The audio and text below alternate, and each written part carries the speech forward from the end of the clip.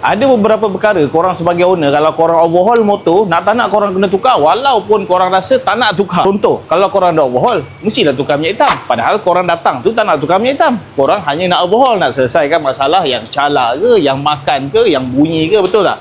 Itu satu. Kedua, gasket. Sudah semestinya korang kena tukar. Mana ada orang overhaul tak tukar gasket? Ketiga, coolant. Mana ada orang overhaul tak tukar coolant? Dan termasuklah yang keempat, yang ini, oil seal. Oil seal overhaul. Oil seal overhaul, contoh macam case abang ni Exact ni baru siap overhaul tau. Tapi leaking juga. Leaking kat mana? Mari sini aku tunjuk. Ni.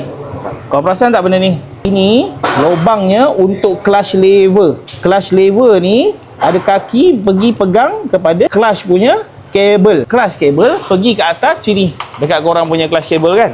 Dekat sini ada satu oil seal. Ini dia. Oil seal ni lah yang orang sebelum ni tak pernah tukar. Sama ada bengkel ataupun pemain ataupun owner. Oil seal ini.